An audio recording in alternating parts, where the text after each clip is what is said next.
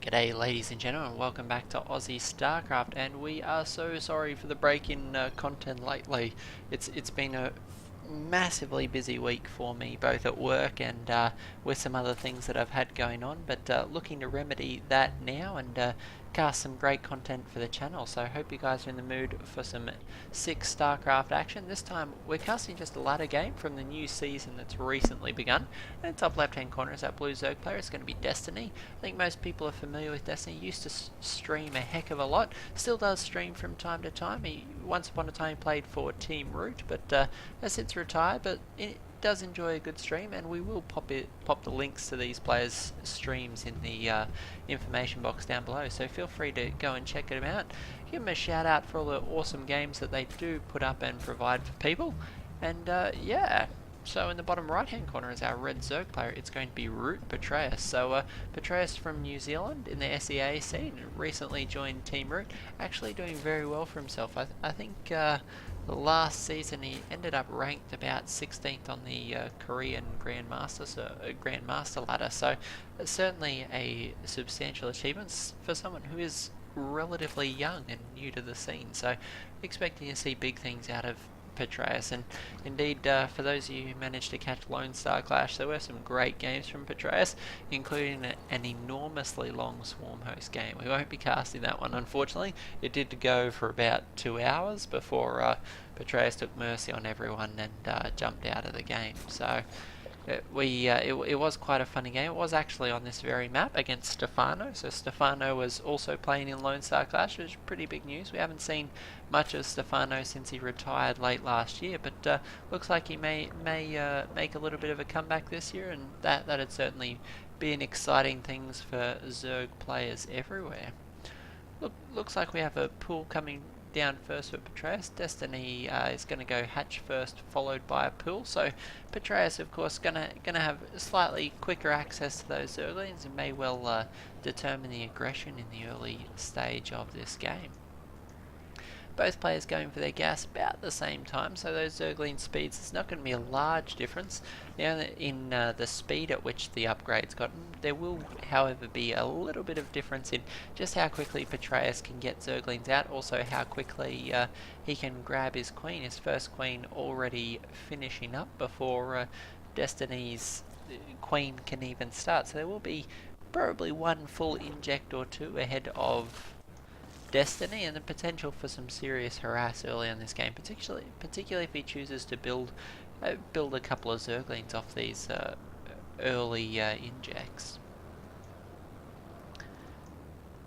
Now, for those of you who haven't been following the scene too closely lately, we've had a stack of awesome tournaments. We had DreamHack Bucharest and Lone Star 3, or Lone Star Clash 3, and for those of you who didn't catch them, they were quite awesome tournaments. Still hoping and holding out that they will release some replay packs for those, as they were great tournaments. We have Patraeus here is going to just try and drive Destiny nuts. There is this drone going to save itself on the extractor, so those Zerglings do a little bit of harass, but unfortunately I don't believe they picked off any workers. No, Destiny's controls are a little bit too good for that. And Destiny's going to knock out a few Zerglings of his own. We do have Baneling Nest coming up for Destiny as well, well ahead of the Baneling Nest of Patraeus, though Patraeus Zergling speed will be available probably about 30 seconds ahead of that of Destiny. So we've got fairly similar openings from both these players. Neither player having accomplished any harass. I don't think we've lost any units at all, just the resources lost from those extractors, with the drones attempting to save themselves. So early Zerg vs Zerg nowadays, it tends to be a lot of Zergling Baneling action, particularly for the first couple of minutes. Though there is an interesting, interesting sort of meta game developing on particularly on the Korean server. We're seeing almost every ZvZ you will see goes to a very heavy Roach stage. Roach is becoming immensely popular, though it looks like Destiny and Patraeus going to be breaking down a little bit old school here. So the Queen's going to come down for Destiny, and be providing a little bit of added punch, but Patraeus does have quite a few more Zerglings here. Actually, Destiny producing another 16 on the way. A few Banelings going to be moving their way in here. Going to be able to detonate on this Queen, but trying to get those connections with the Zerglings. Unfortunately, Destiny's control very good here, managing to prevent any of his Zerglings getting cleaned up by those Banelings. There are just a few around the periphery. There is still 5 Banelings down here, so those Zerglings run down the ramp and just explode there in a shower of gore. And it looks like both our players are actually going to stabilise quite comfortably here. Both players going for the remainder of their extractors. Interesting to see whether they elect to go for those Roaches, which have become super popular, or whether we'll see them make a move for Spire. Destiny already going for his lair. I have a feeling Destiny might be a fan of the Spire play. It is quite good. It does give you substantial map control, but the Roaches, if you have enough of them on the ground, regardless of the Mutalisk being in there, they can still do a lot of damage. I saw an awesome game the other day between Patraeus and Ace's Bly, and actually looking to cast that one tomorrow night, so I won't give away anything. You can catch that one on the channel though. I know our Zerg players have been a long... Oh, nice connection there. We have about 10 Zerglings being caught by those Banelings, so nice work from Patraeus, managing to shepherd those Zerglings into the second group of Banelings. And we have a fairly substantial counterattack coming from Patraeus. A few more Banelings being morphed in here, and Destiny going to be forced to try and produce quite a few Zerglings to hold. Spire actually going down on the low ground. I don't know that's the best choice here, not particularly with the amount of Zerglings and Banelings being produced at the moment by Patraeus. Patraeus actually going for the Roach Warren, so we do actually have a bit of divergence in tech here. Patraeus going for the Roach Warren, whereas Destiny is throwing up that Spire. So 2 minutes from now, there are going to be some Mutalisks that Patraeus doesn't really have an answer for. No static defense as of yet in either of his bases, so no spores to deal with that, but the third base from Destiny actually taking a lot of damage here. Baneling's trying to get good connections on these Zerglings, but Patraeus looks like he may get it. There's 2 Zerglings here. Queen's actually transfusing to keep that third base alive, and managing to hold it on 260 health, so quite close to being sniped there. Destiny managing to do a great job of keeping that alive. Spire's almost finished up now, about 20 seconds remaining, and looks like we're going to have some Roaches versus Mutalisks action, and as you can expect, that goes rather poorly for the Roaches, of course, unable to shoot air, so it's a rather grisly end. Plenty of Banelings here to deter this counterattack of Patraeus. We check out the upgrades tab. Almost no upgrades. There's 1 Carapace armor for Patraeus and Zergling speed, but apart from that, we haven't actually seen a whole lot of anything else on the map. Oh, that was a potential for a great detonation there. These Banelings are so close. 1 for 1 there, so pretty even trade, and managing to clean up 2 more Banelings with that second one. Still trying to work down these hatcheries. The Zerglings are pretty relentless at the moment. Another 5 Roaches coming, as well as Roach speed here, so his Roach to Patraeus is going to be very, very quick.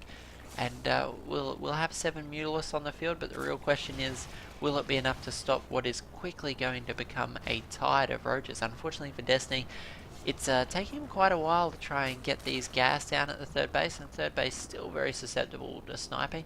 Gonna risk losing that third base to allow these Zerglings to do a bit of a counterattack. There is quite a few Roaches. These Zerglings gonna surround and possibly take down the Spine Crawler, but Queen is here, is going to take a fair bit of damage for that, and the Spine's remarkably going to stay alive here. A few Mutalisks here, but Spore Crawlers are going down. We actually have 3 in play here, so Muta's trying to do a bit of damage here at this expansion. But as soon as one of these spores finishes up, it's going to be all over Red Rover for this harass. Going to have to move to another base. And I imagine Patraeus, he does actually have a couple of spores at these other locations. So this third base is going to be immune to the Mutas, and it looks like Destiny's focusing somewhere else. Is going to lose all the Mutalisks. The Roaches actually going to counter-attack here across the map. The Zergling's going to trade very poorly against these Roaches. That's going to leave it open for Patraeus to potentially snipe this hatchery. Zergling's continuing to stream in here from both players. A few Mutalisks going to be flying overhead trying to kill these Roaches, but they just can't do the damage quick enough. Patraeus going to snipe the hatch and back out, so safe choice, doesn't want to lose all these units. A few Zerglings picking away at the back of these Roaches as they're trying to beat a retreat. However, Patraeus quite comfortably on 3 bases now. We have air attacks, ground missile attacks level 2 on the way. And we see very little in production for Destiny at the moment. So things not looking too sharp for Destiny here. We've got a lot of roaches on the field for Patraeus. Can't actually do a lot of damage to Destiny just yet, as these mutas will kill most of these forces as they make their way across the map. But we do have pathogen glands and some infestors coming up right now. So Destiny actually going for the swarm host here to try and stall things out. Not a bad choice. Swarm host certainly going to buy him some time. And Burrow finishing up there, and the infestors actually going to jump underground, so protect themselves against the Mulus. Mulus forced to beat a retreat. We have 6 swarm hosts on the field, so interesting choice from Destiny. It is a great when behind unit, much like the Dark Templars for Protoss. When behind, a few swarm hosts can potentially help you, though the critical mass you need is a little bit difficult to achieve, particularly when you've got 2 bases almost mined out and third not quite established. So we'll see just how this works for Destiny. Does have some static defense here, so could potentially hold. Actually going for quite a greedy double expand here. Realize he does have to get stuff up and has to get his economy back on track very quickly. But Patraeus has a lot of roaches and a lot of infestors here. Surprised to not see some Hydralisks a little bit quicker. It looks like Patraeus a lot more a fan of those infestors, particularly for the anti-air. You get a fungal on the mutas and it is all over Red Rover. So looks like Patraeus is going to move out now. He's got plenty of infestors to deal with the mutas and a substantial amount of roaches. Unfortunately for him, he doesn't have much of a solution to these swarm hosts, though. The question is there really enough swarm host here to provide the critical mass that Destiny needs? Quite easy for Patraeus to circumvent, particularly when there's not a lot of creep on the field. There's a 4th base here. That 4th base, I think, will die very quickly if Patraeus scouts it, just by virtue of the fact that these swarm hosts can't actually travel quickly enough to defend all these locations. So, going to try and send a swarm of locusts forward, but those are fairly easily dodged, particularly off creep. And Patraeus just continuing to produce roaches and swarm hosts at a fairly consistent rate, almost maxed out now. 199 supply to 142, and I wouldn't be surprised if Patraeus just decides to jump on this. He can easily move around, kill these locusts, and then move to the right and try and catch those units. But if there was creep here, it would be a little bit easier for him. But likewise, the locust would also move quite quickly. Okay, the swarm host count is starting to grow now. We do have 11 here. A little bit of static defense coming up as well, which will be very nice. Going to buy some time for those swarm hosts. Unfortunately, well, Patraeus actually engaging uphill into the locust. It is the greatest idea. Lost a couple of units against those free units. Never the best way to trade. Looks like Destiny is actually managing to get this 4th base on the way. 3rd base mining fairly consistently now, and the swarm host actually starting to do a lot of damage to Destiny.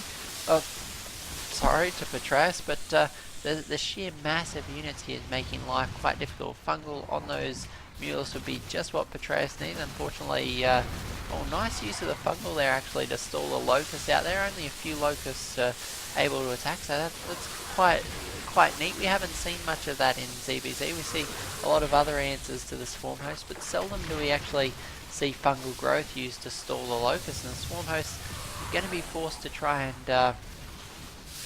and summon their locusts, but unfortunately not quite getting out in time. A fungal growth will actually reveal all these swarm hosts, but we're losing quite a lot of roaches here for Patraeus. But unfortunately, locusts slow to spawn now. The second wave not quite coming out as quick as Destiny would like, and it looks like all of these swarm hosts will in fact go down.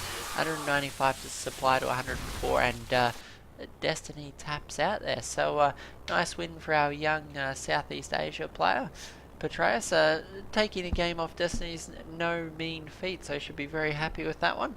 And some ZvZ for all our Zerg fans. I know lately we have just seen so many Terran and Protoss games, so all our Zerg fans out there, never fear, there will be stacks of Zerg content coming over the next couple of days, and once the weekend hits I should be able to cast a lot of content. So sorry about the break once more, guys. It's not been usual. For those of you who have been with us for a while, you know we seldom go more than a day or two without an upload. So plenty more content to come. thanks for being patient with us, and yeah, looking forward to casting some more StarCraft 2 over the weekend. So enjoy your day, guys, and we'll catch you on the weekend. Thanks, guys.